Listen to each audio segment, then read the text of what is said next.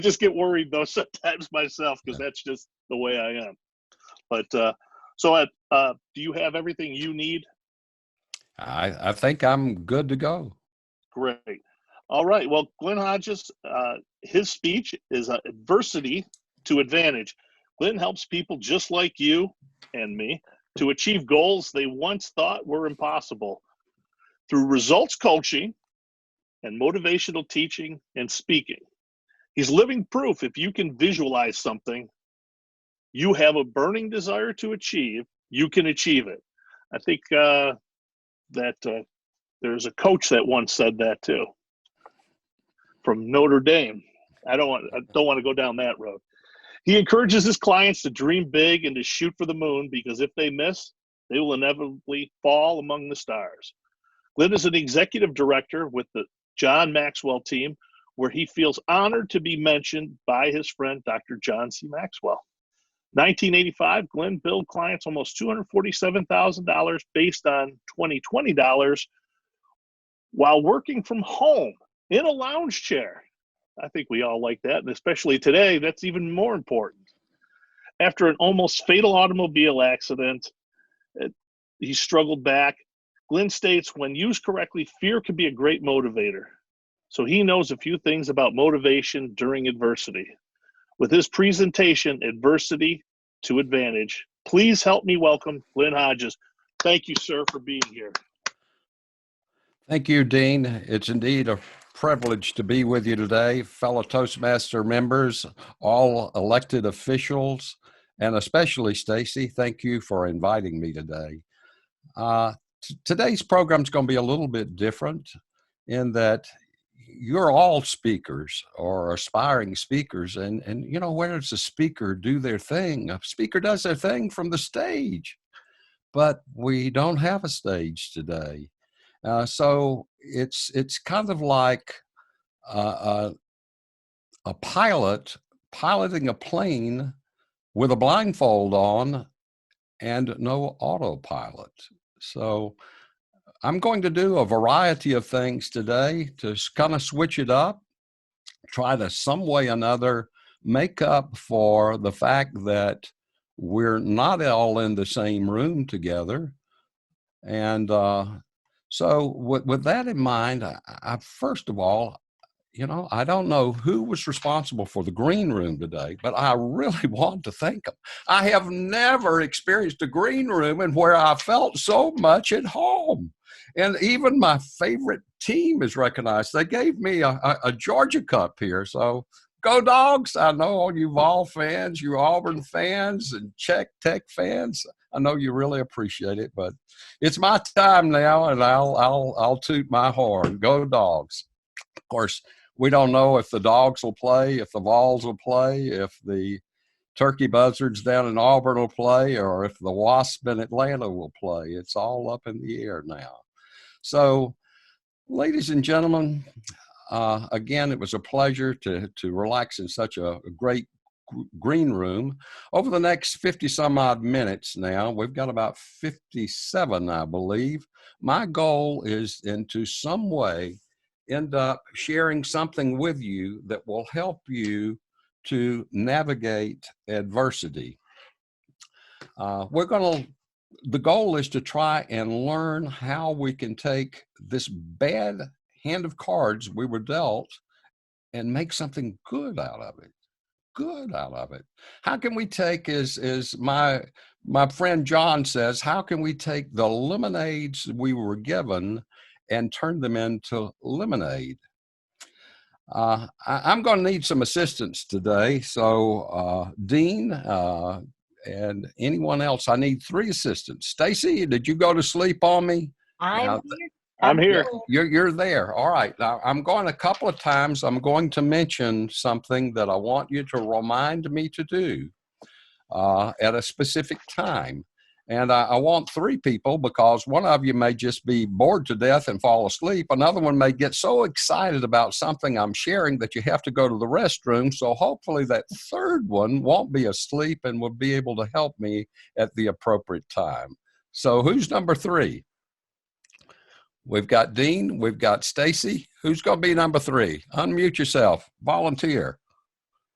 Carol, I see you there. If you're awake, will you? Aha. Okay. Thank you so much, Carol. So we've got Carol and Dean, and we've got Stacy. So whoever wants to jump in at the appropriate time, I will appreciate it. We're going to be traveling fast. We're going to be traveling at high altitudes today. You will see the seatbelt sign flashing in a few moments because I got word that the captain's just about to clear us for takeoff. We're going to be traveling high. We're going to be traveling fast. I'll tell you a little bit more about it as we progress. Now, today you have the potential to learn something that will totally change your life. Now, in typical meetings, most people go there with the idea that maybe they might, through osmosis, pick up on a little something that might just help them.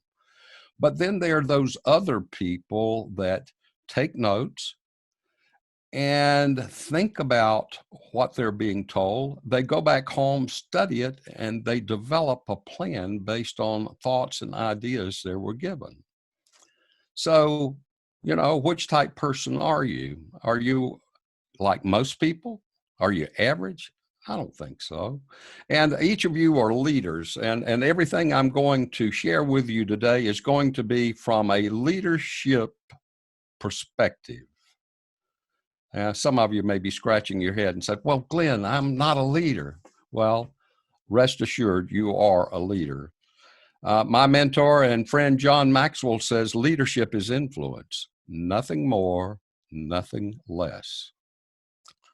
Think about that. Influence.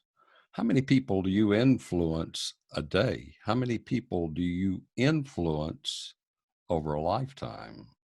Do you know, studies have shown that even an introvert will influence over 10,000 people in a lifetime. Now, if an introvert can influence 10,000 people in a lifetime, how many people can you influence in a lifetime? You're not average. You are a leader. You know what one of the biggest problems a leader has? You ready for this? Now, this is crucial. You ready? One of the biggest problems, one of the biggest challenges that a leader has is in leading his or herself. His or herself. Your biggest challenge will be in leading yourself. If you can learn to lead yourself, you can certainly lead others. Again, some of you are really pumped. Some of you have had lunch. Some of you maybe are beginning to get a little sleepy. Some of you, I've already bored you to sleep. So for those of you that are maybe on the borderline there, I've got a little exercise for you. And I'm probably going to need some help from my assistants here in a few minutes. And in fact, I'm going to ask everyone that's on Zoom, I really need you to cooperate with me. I need your help here. I'm going to drop a little gold on you. Anybody ready for some gold? I'm going to give you a real gold nugget now. You ready? People do what people see. Let's think about that. People do what people see. They don't do what people say. They do what people see. So I want you people on Zoom, of which we can see many of you. Some of you have turned your cameras off, but especially those that I asked to assist, I'd love to see you if you're not already taking potty time. Oh, and by the way, hey, the fellow over there in Ringgold, I can't decide if you're in Ringgold or you're in East Ridge, Tennessee. I don't mean to interrupt you, but you forgot to zip your britches. Okay. All right. So sorry about that. I didn't want that poor guy to further embarrass himself, but what I'm going to ask you to do, I want everyone, I don't care if you're at home, I don't care. I don't care where you are. I want you to stand up, and we've all got a smartphone. I want you to take that smartphone or your iPad, something that you can send a text message on. Yep, we're going to send a group text message. It's only going to be 2 people. I hate them. I know you hate text messages, and I have deleted myself from those group messages so many times. I want you to think of 2 people that you know are at this event or should be at this event that are either on Zoom or watching on YouTube. You got those 2 names in mind? All right, let's stand up. Come on, let's see you stand. Whoops, I would stand up, but you know, this is the beautiful thing about speaking from my office. I can sit here in my boxer shorts and make you think I'm dressed up. No, I don't have boxer shorts on, but I didn't tuck my shirt in. So thank you for standing. Are you people there in home? Are you with me? Let's stand up. Let's put our hands up. Let's stretch a little bit. Let's wake up. You know, some of you have probably had a big meal. It's Saturday. Some of you may have even started, you know, what does Jimmy Buffett say? It's 5 o'clock somewhere. That's part of the fun of being home. You know, is that water? Is that vodka? I'll never tell. Okay, you got those 2 names in mind? Now, get ready. You got those names there? I'm going to give you a very short phrase to send to them. You ready? You, and put that in all caps, you are filled with greatness. You got it? That's all you got to do is add, you are filled with greatness in that text message you're fixing to send. Let me see some cell phones up. Let the people on YouTube know what you're doing. Do it. Hit send. We all sent it? Give you about 5 more seconds. 1, 2, 3, 4, 5. You are filled with greatness.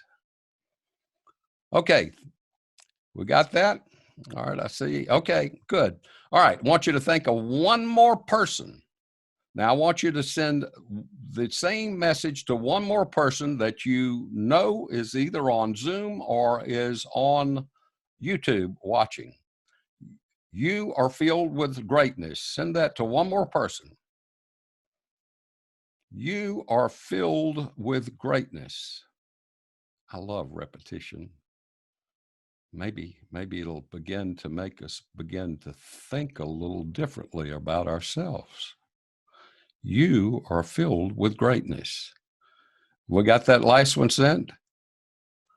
Okay. Have any of you received a text? Did any of you receive a text from someone in the group? Did you? You know, it's a lot easier if we're all in the room and we don't text and we can just look to the person next to us. All right. Well, for those of you that did get a message from someone saying you are filled with greatness, send them the same message back. Now, while you're standing, and we're going to sit in just a minute, but while you're standing, I want you to look straight at me now. Come on. Come on. Dean, look at me. Stacy, you there? All right. Look at me. All right. Repeat after me. I want you to, those on Zoom, we need some participation here. Unmute. Everybody on Zoom, unmute. You're unmuted? All right. Yeah, Yes, let me We're hear here you. with you, All Glenn. right. On the count of 3, I want us to say, I am filled with greatness. Are you ready? 1, 2, 3. I am filled with greatness. Awesome. Give yourselves a big hand. We don't have to do waves. Let's just clap. Let's hear some waves. I used to love to do something. I did a morning call. I called it Motivation Here a number of years back. And before I would mute the lines, I did it on free conferencing. I would just let people get on there and state where they were from, and they would hoop and yell and holler, and it was so much fun. It made me feel good. It just made me happy. And I came up with a phrase that I love. I never will forget. I opened that program every morning at 8 o'clock. Monday through Thursday. This is Glynn Hodges in my home office in the beautiful town limits of Signal Mountain, Tennessee, helping you to be the best you. A tagline was just some way it came from out of nowhere. But it came about because of intentional thinking. And we'll get into intentional thinking today. God, we got so much that we've got to cover today. By the way, if I didn't tell you, you may be seated now. I think most of you took the initiative, but in case you didn't, you may be seated now. And thank you so much for your cooperation. That's one of the beautiful things, is that I do get to see a few of you. And I can tell that maybe we might be connecting just a little bit with some of you. Now, we've connected. We have now determined that we're not average people. You are not average people. Of course, being just a member of Toastmasters tells me you're not average, because everyone that joins Toastmasters is doing it for one reason. They want to get over the fear of public speaking, or they want to get better at public speaking, or maybe not even public speaking, maybe just hosting a meeting in a conference room. But you're doing it for a reason. You're dedicated to self-improvement. And mentioning that, I've got a program that we do virtually now. I started it, we're beginning the 5th year. It's called Chattanooga Self-Improvement Meetup. We've got several people in Toastmasters in Chattanooga that participated. Stacy's participated in it before. Ben Carnes has participated, and we have several others. But it'll be next Tuesday morning at 8 o'clock. And if you'll just message me, I'll be glad to tell you how you can join. Or you can just go into meetups.com. It's Chattanooga Self-Improvement Meetup. We've got a guy that'll be speaking who's a member of the group. He's from the Ukraine, Anton Demonchek. He will be speaking on the connection, the Russian or the Soviet boy story. It'll be good. You'll be inspired. It's a mastermind. He will have a talk for about 20 or 30 minutes, and then we'll spend the rest of the time just masterminding on what he has shared. And that's where the learning takes place, as we participate. And that's the reason I'm so sorry that we can't participate with one another a little better, that we can't communicate, because I love to have a conversation where you can't have a conversation if you can't have feedback. And but we're going to make the best of it. So I just noticed the seatbelt sign is flashing, ladies and gentlemen. Ladies and gentlemen, we've gotten word from the captain that we have been cleared for takeoff. If you would, please put your seats in the upright position. Give your seatbelt an extra tug and get ready for an absolutely amazing ride. We will be taxiing down the runway at about 150 to 160 miles per hour. We will start our ascent soon thereafter. We'll be cruising at about 30,000 feet and traveling at about 550 miles per hour. Are you ready? Are you ready? Buckle up now, because we're going to go fast. I've got so much that I want us to go over today, but and as I said, I could teach for hours on part of this, but the perspectives that I'm going to share with you today that will help you to develop your own personal adversity to advantage plan requires that you have the proper mindset. Napoleon Hill said, thoughts are things. So what we think about might be important, right? There's a Bible verse, as a man thinketh in his heart, or a male or female, as a person, let's say, thinketh in their heart, so are they. James Allen wrote a great book, As a Man Thinketh. There's a PDF form of it. It's only 26, 27 chapters. It's very short. It's free. There's a PDF. If you don't know where it is if you'll message me, Glynn@glennhodges.com. The complicated part is spelling Glynn, Glynn. But if I didn't mention it a while ago, when I had you people on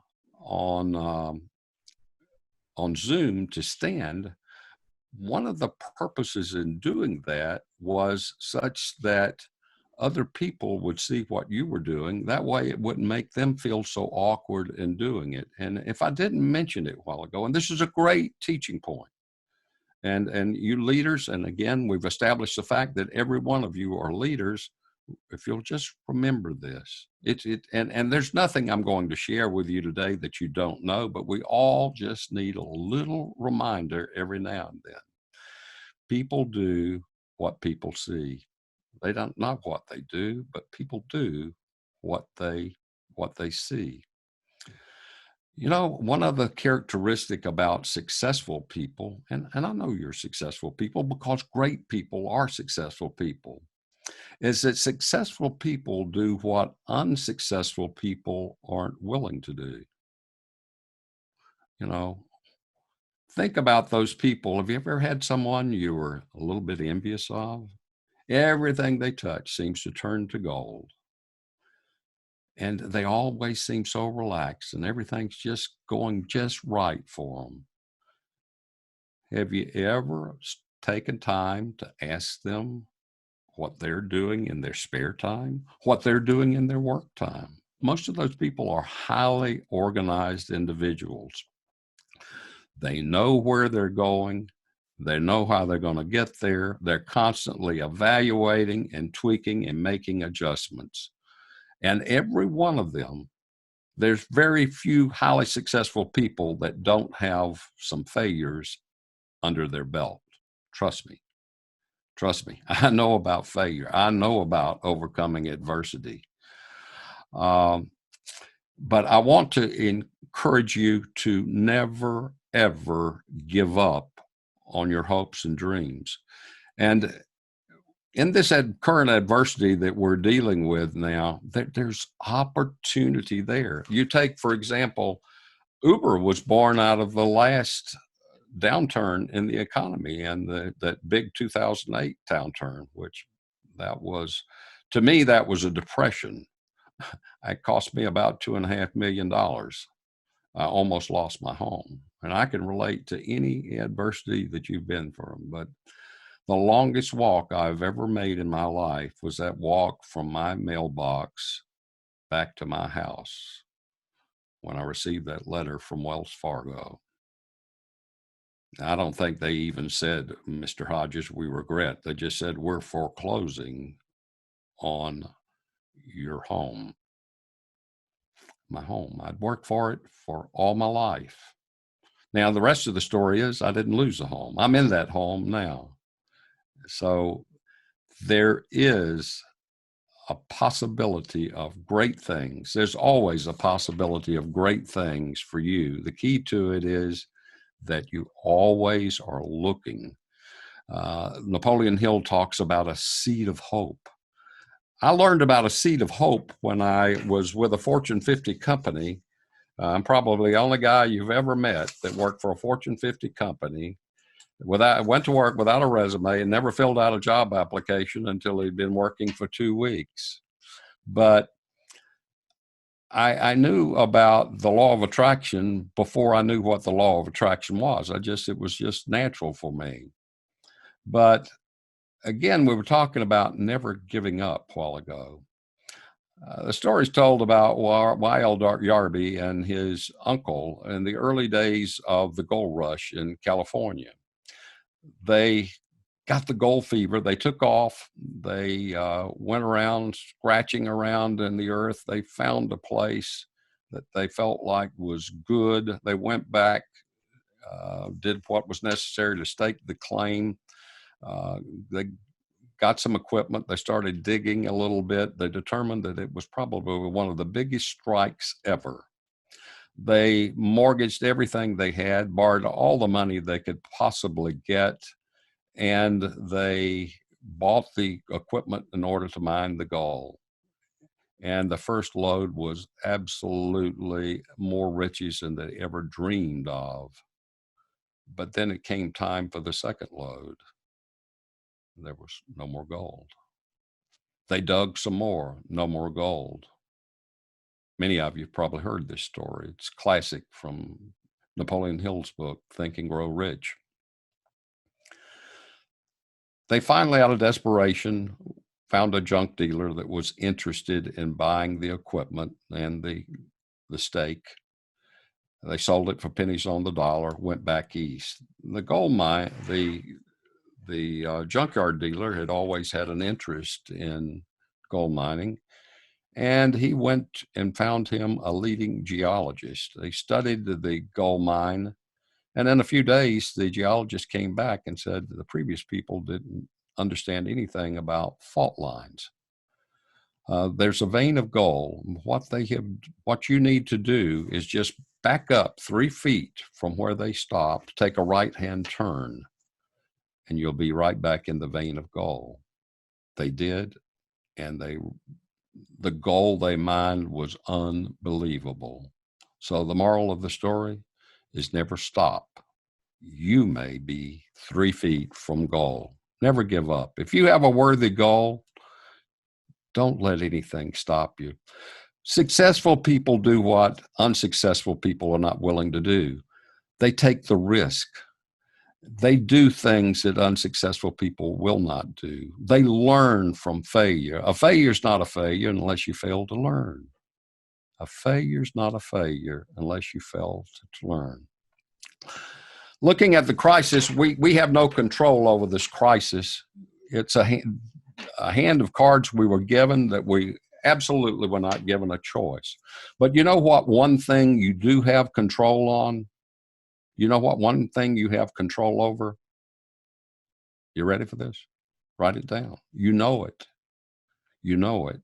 But if you will study this and think about it, it can totally change your life. It will totally change your life. It's basically how you think about things. How you think about things. How you think about things will determine your future. Your thinking is like a magnet, just like a magnet is to steel. Your thinking will attract riches, it will attract abundance, or it will attract more fear and concern. It's all a choice for you to make. So, what is your choice? A life of abundance or a life filled with more fear? Fear, can be a great motivator, as was mentioned in my brief bio and introduction a while ago. But the human mind, the prison of the human mind, is worse than any of the most inhumane brick and mortar prisons that exist. It's torturous. I've never suffered from clinical depression, but you show me the man or woman that has never experienced fear, has never experienced the blues, and I'll show you a man or woman that I certainly will not enter into a business deal with, because most likely they're lying. I would trust them about as far as I could throw a cement block. So we're in this together. We're into this coronavirus thing together. We have all experienced some fear. There's uncertainty there. But I want you to understand, there's no need in getting excited about it. I know some of you, in addition to dealing with the fear of corona, have maybe your house was damaged. I hope your house wasn't totally destroyed, as many of my friends were. But regardless of what happened, there's some good there if you'll just look for it. Continue to look. It's just, you may just be 3 feet from gold. What we're talking about here is mindset. I'm a results coach. And invariably, people will come to me with different problems that they state. But as we get into it, really what it boils down to is they want to make more money. They want more money, more money. But, invariably, where we spend most of that time in the coaching sessions? On their self-image. Your self-image will determine how far you go in life. I had a doctor that I recently picked up as a coaching client. And probably I've had some very dramatic turnarounds, but we had one session that just totally flipped him around. The coronavirus had caused everything he was doing to be canceled. And he was accustomed to making great big old fees. And they've suddenly gone because he couldn't travel. But we got to discussing self-image, and we kind of went back in his life a little ways, in fact, back to childhood. And you know what really boiled down to? And parents, this is crucial. And supervisors and everyone, because you're all influencing people. What you say and do, you can't imagine the impact it can have on another human being's life. It can change them in a positive or negative way for the rest of their life. Dr. James B. Richards out of Dothan, Alabama, wrote a great book, Wired for Success, Programmed for Failure, I believe is the name of it. It's a great book. Wired for Success, Programmed for Failure. From the moment you came out of your mother's womb, you were absolutely perfect until you came out. Then there were the bright lights. Maybe a doc slapped you on the back to get you breathing. And then, God forbid, the males, then you maybe were circumcised not too soon thereafter. It's trauma. Those bright lights and everything begin to reprogram you from that safe, confident baby you were in your mother's womb. Every voice that you heard, every fight that you heard your parents have, every fight that your brothers and sisters had, everything that took place at your neighbor's house, from the time you were in diapers and even now, all of those experiences are what are having an impact on you. The key to it is, what is that scar that's holding you back? Dr. Maxwell Maltz, a famous plastic surgeon in New York back in the 50s and 60s, I think he passed in the 1970s, talks about the scars that hold us back. He was very, very, very successful and proud of himself as a plastic surgeon. He had a plaintiff attorney that would win every case that he was given. He had a terrible automobile accident. His face was disfigured, and he couldn't win a case if it was handed to him.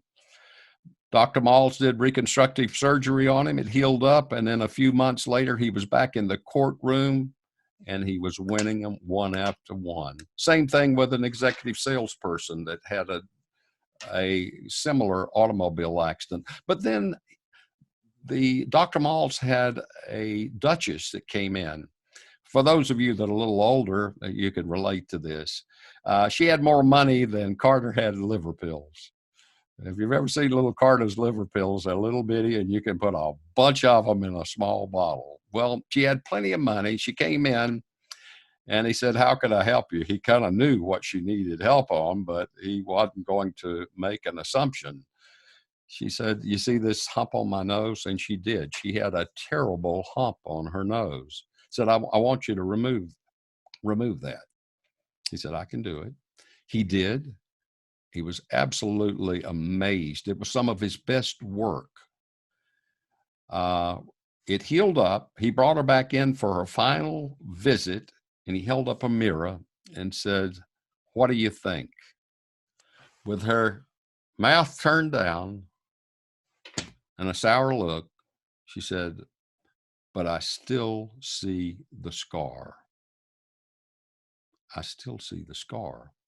Well, the doctor I was coaching, his scar related back to a time in Michigan, I forget, I think it was Michigan, that he was just about 6 years old. His father was out shoveling snow, asked him to help him shovel snow. He went out. He really didn't want to do it. He didn't like it. It was cold, and he would rather be inside watching TV. And so he told his dad, and he said, well, okay, wimp, go on in there. You're a loser. That one thing reprogrammed him. And what happens is these things that happen to us at different stages, they will resurface at the most inopportune time. They surface at the most inopportune time. So if there's that little something there that just keeps gnawing at you, my challenge to you, friend, is to recognize it. What we did in this case is he had a story there related to that incident when he was a young boy. What did we do? What's the solution? It's the same solution I'm going to suggest to you to help you get through this crisis and turn a crisis into an advantage. You're going to write a new story. You're going to write a new story. Now, our time's slipping away. We've only got about 25 minutes, but what I'm sharing with you now is probably of greater importance than what I want to share with you. And if I had 4 hours, we could just go on and on and on this, because I could take any one part of it and expand it. But you've just got to create that new story. And to create the new story, you need to think of what you want, where you want to be. For example, maybe the guy that has never made over $50,000 in his life finally hits that goal of making 100 or 125. Well, what do you want to do when you finally reach a goal? You want to reward yourself. So you want to plan that in advance. Maybe it's a trip to an exotic island that you've never been to. So in order to bring this thing to life, what you need to do is to create a story of you being able to afford to take this trip and visualize that you are already there, that you are in possession of the things that you want. You want to use all of the emotions. You want to include hearing and seeing and feeling and smelling. You want to include all of those. You know, I tell the story about, you know, I think maybe probably one of my favorite ones was I was out in Snowmass right there in Aspen, Colorado for the millennial. I love to make fresh tracks in the snow. I got up early before anyone was out that morning, and I had ski in, ski out accommodations. I crested one hill, and I was looking back, and I could see the sun coming up. The sun was shining through the needles of the evergreen trees, and these needles actually sparkled like diamonds because they were encapsulated in arch, and there was and ice, and there was a little bit of snow on them. You know, it was so beautiful. The smell, I could smell the smoke coming from the chimneys, the fresh hickory and oak wood. You know, I felt great. I felt on top of the world. And then in a few moments, I could hear, psh, psh. I knew somebody was catching up with me, so I had to leave. But that's what I mean by creating a new story. Create a new story to substitute for the things you don't want. Because when your mind takes you to that place you don't want to go, then if you've got that story planned, that mental movie, and you visualize it playing on the big screen, maybe the IMAX theater, your life like you want it. That's the way you create that new movie. That's the way you change your self-image. Folks, if I didn't say it before, the opportunities in this opportunity, Einstein is respected for his wisdom and his IQ and his knowledge. He says that in the middle of the difficulty lies the opportunity, not at the end. So my challenge for you today is make sure you're looking for that opportunity before the time passes. Now, Corona's not over. I think we're fixing to have some of the social distancing sanctions lifted gradually, and stores begin to open, and we'll not go back to the old normal. We'll go back to the new normal, and we will, and life will go on. So basically, everything we're talking about today is dealing with attitude thus far. My old buddy Zig used to talk about that occasionally we need to give ourselves a checkup from the neck up. So I hope today that maybe as I've been sharing with you, that you have been giving yourselves a checkup from the neck up. Because in order to do that, then you can create your adversity to advantage plan. Because your attitude's going to determine your altitude. How high you're going to go is determined by your attitude. Any of you that know anything about airplanes know that the attitude, that's the relationship of that aircraft to the horizon, is what will determine the altitude of that plane. My clients that I work with want to achieve great big goals, and they excite me. And we have to fly high, and we have to visualize big in order to get there. But we have to get that self-image adjusted. We have to change that attitude. Now is the time. I mentioned my buddy old Zig a while ago, and he does a great job of illustrating the importance of timing. Old Jim Jones was at the train station. He was catching the 212 to Boston. He had a few minutes, so he decided to go to the restroom. He did, washed his hands, saw scales there. You remember the old scales, and you could drop a dime in, and it would weigh you. He did. A ticket popped out. It says, your name is Jim Jones, and you're going to catch the 212 to Boston. He said, it's interesting. So he, just to test it, he put another dime in, says your name is still Jim Jones, and you're going to catch the 212 to Boston, and you still weigh 165 pounds. He says, I'm going to outdo this thing. So he had his luggage there, so he quickly changed his clothes, put them back on, jumped on the scale, put the dime in, says your name is still Jim Jones, you still weigh 165 pounds, and you just missed the 212 to Boston. Well, folks, I don't want you to miss the 212 to Boston. I don't want you to miss the opportunity in this crisis, because the time is now. Now is the time to do it.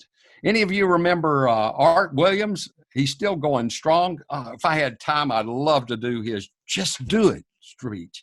Just do it. But Art, you don't know what I'm having to deal with. Just do it. But Art, if I can just get my home refinanced, then I'll just do it. Just do it, just do it, just do it. So I'm telling you now, folks, just do it. Do it. You'll be surprised, because you can have the greatest dreams in the world. And this is one of the things that I work with so many of my clients. They have the dreams, but they don't follow through with action. Dreams without actions are absolutely worthless. They're just dreams. They're dreams. So, another thing I'd love to teach you about today is the fact that, and it ties right in with that mental movie. Do you know that each of you have built within you an automatic success instrument? You have a built-in GPS, just like the GPS in your phone and in your car. And it's up to you to program it. I wish I could get into more about how to programming that today, but let me tell you, folks, it's important that you understand, because that GPS within you has a default mode. Now, what is it? What is that default mode? Well, I'll put it this way: it's what you don't want. It's the failure mode. Because that comes easy. everybody can fail. And I'm not saying that failure is bad. Sometimes we can bust our ass and do everything right and still fail. But if you fail to learn, that's the only mistake you've made. How many times did Walt Disney bankrupt before he ever made any money? And you know, another great teaching example with Walt Disney. We've talked about visualization here. The story's told about the dedication of Disney World down in Orlando after it opened, and a gentleman walked up to the CEO of Disney Enterprises and said, "It's a shame Walt wasn't here to see this." He said, "Oh, but Walt saw it. He saw it long before we did. He saw everything here in his mind. If he hadn't, it wouldn't be here."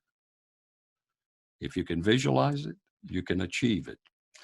Well, folks, we got to move right along. I hadn't even got the airplane up yet, and we've only got about 15 minutes now. So let's get into some of the perspectives here about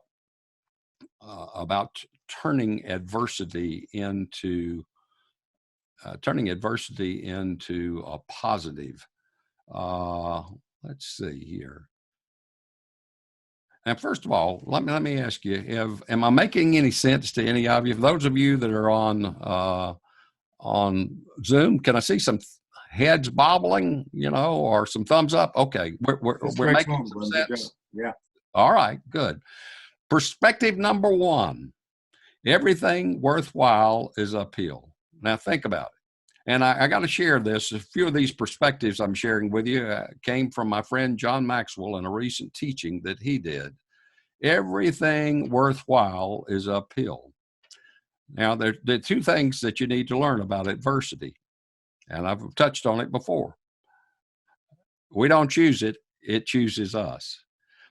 We have no choice unless, and I'm sure I'm not the only one here. Well, I'm probably the only one. Have you ever ended up with an adversity because of poor choices you made?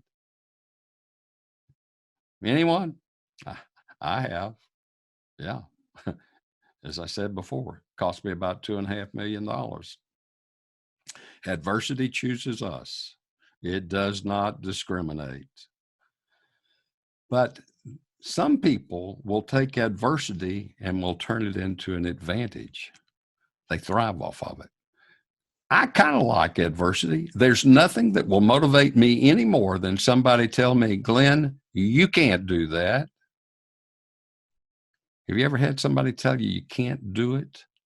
You tell me to do something, I may or may not do it. But if you tell me I can't do it, then by God, that just, excuse my French there, that just fires me up, and I'll say I'm going to do it or bust a gut. Let's get into perspective number two. There is always an answer. Crisis will change the balance of risk and reward. During normal situations, we don't risk a lot. We enjoy where we are. We have a tendency to stay in our comfort zone and not make many changes. I do a whole thing about operating outside your comfort zone. In fact, I say outside the comfort zone is where the magic occurs. That's where you have to get creative and you have to plow new ground. And, I'm a country boy. I grew up on a farm. I had horses growing up.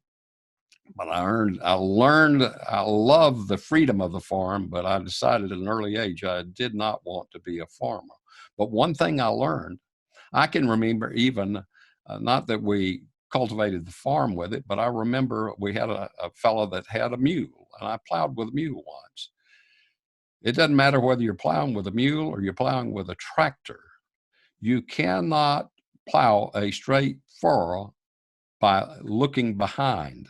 You've got to set your sight on something. You've got to have a tree or something, not just a horizon. You've got to have something to set your sights on in order to plow a straight furrow.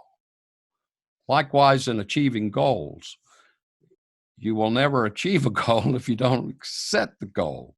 Many people have the dreams, but that dream is not a goal until you write it down and you actually then establish time-sensitive action steps.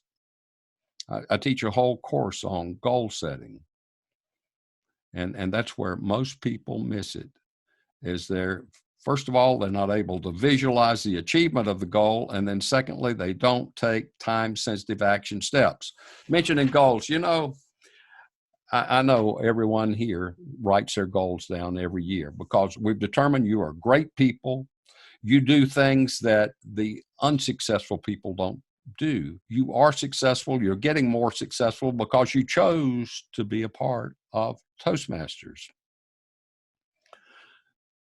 The most successful people not only write their goals down, but there's only about 5% of the people in the world that actually write their goals down.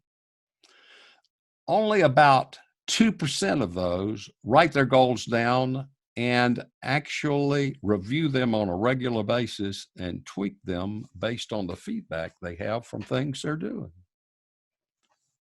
That's crucial. That's crucial. Now, are you part of the 2%, the 5%, or are you part of the 95%? I'm guessing that everybody here is part of the 5%, but I challenge you to be part of the 2%.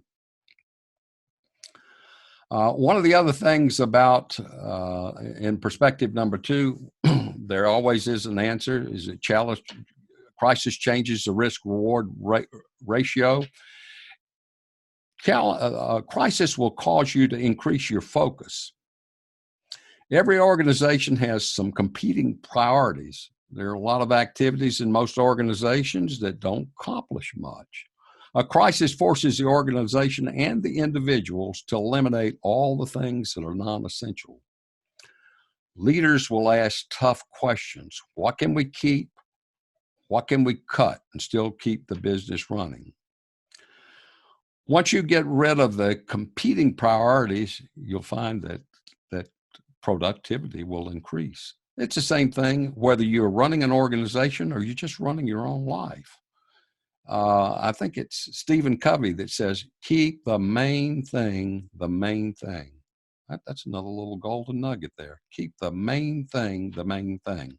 Let's go into perspective number 3 right here in the last 9 minutes we've got here. Allow the adversity to help you to discover who you are. Allow adversity to help you to discover who you are. Now, friends, I assure you, others are going to discover who the real you is during adversity. The key to it is, are you going to discover yourself, who you really are?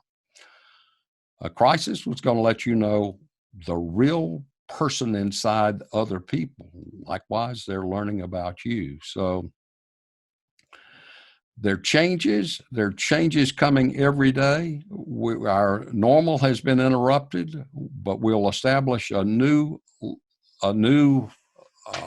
normal, shall we say. We'll have new routines. I can only guess at what some of the changes will be. We know education will be revolutionized forever. There was already online learning. But over the last 15 to 20 years, I think that's been increasing. But now, in addition to college courses, now we've got elementary schools and middle schools and high schools that have online learning. Yeah, thank you there, Clay, that we're on target. Thank you. Appreciate that. I happened to look down at the chat. So many higher level institutions or educational institutions are already struggling, but they're probably going to struggle even more if they don't adapt to online learning, because people are saying, why should I travel 100 miles or halfway around the world or whatever to go to a brick and mortar institution when I can do it online? We're going to see businesses change before. Those that have never done Zoom meetings are going to be Zoom meetings. I know of an example right here on Signal Mountain where a guy recently flew to California for a 45-minute meeting and then turned around and flew home. Now, it could be questionable. Probably it was best for him to go. It involved a million-dollar contract, multi-million-dollar. So sometimes it's just good to be in person, but a lot of preliminary meetings can be held before. So, you know, there are all kinds of people that surface during bad times. There are those people that are determined they're going to take the good and turn it into something better. And then there are a few of those that are just going to totally get stuck. You know, there are those doomsday folks. You know, I got to leave you with another story. Some of you are probably already getting sleepy, but, you know, talking about the doomsday type people, there was a guy that was going in to get his hair cut.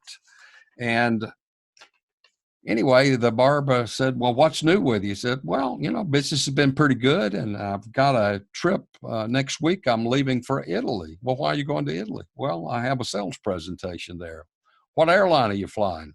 He told him, oh, gosh, I wish I had known. That is a terrible airline. Their safety record's awful. The stewardesses are rude, and they always arrive late. What hotel are you staying in? He told him, oh, terrible hotel. Service is awful. It's dirty. You can't even get clean towels there. Well, now, why did you say you're going? Well, I'm going because I have a sales meeting. I have opportunity to meet a new client that really needs the products that I have to offer them. Okay, well, you're going to be doing anything else there? Going to be doing any sightseeing? Well, yeah, matter of fact, I am. I've called a friend and I'm working on a tour of the Vatican and to get an invitation to meet with the Pope. You're going to meet with the Pope, huh? Yeah. Well, anyway, the salesman goes to Italy, flies back. Next month, he's in there in the barbershop getting his hair cut. Well, tell me about your flight. Absolutely amazing flight. We left on time. You can't imagine the attention the stewards and stewardesses gave me. We actually arrived 20 minutes early. Well, the hotel, absolutely impeccably clean. Service you can't imagine. And they met me with a stack of clean towels. And well, yeah, I bet you met the Pope too. Said, well, you won't believe this. My friend arranged for me to tour the Vatican. It was an absolutely amazing personal tour. Then he arranged for me to meet the Pope. I was walking into this narrow, ornate, long room. There was the Pope on the very other end. I walked to him. I was almost trembling. I couldn't believe it. I'm finally getting to meet the Pope. As I approached him, I knelt down and I kissed his hand and told him what an honor it was to meet him. He put his hand on my head and he says, my son, where did you ever get such a lousy haircut? Any of you have barbers like that? Any of you know some friends like that? Gosh, I'm having fun. We're just getting warmed up. We're cruising at about 30,000 feet now. And I got so many other perspectives I want to share with you, but there just isn't time. I don't know how I can do it. But there was something else that I thought I had asked maybe my assistants to help me remember to do. Did I forget to tell you?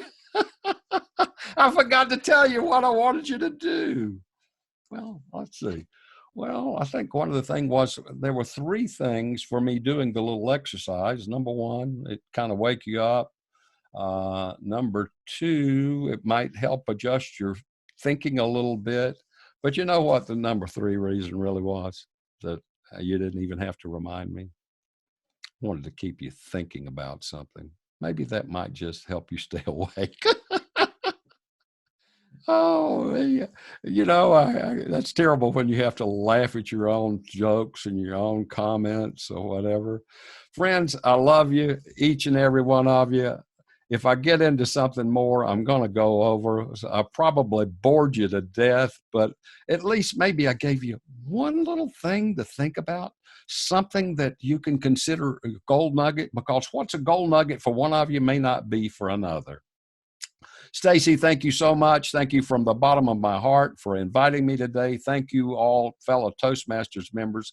I just hope one day I can get as good as some of you people are. I love you. I believe in each and every one of you. And remember this, your day will be just as good as you visualize it. I'm out of here. Thank you so much. Thanks, Glenn. Nice job. Thank you.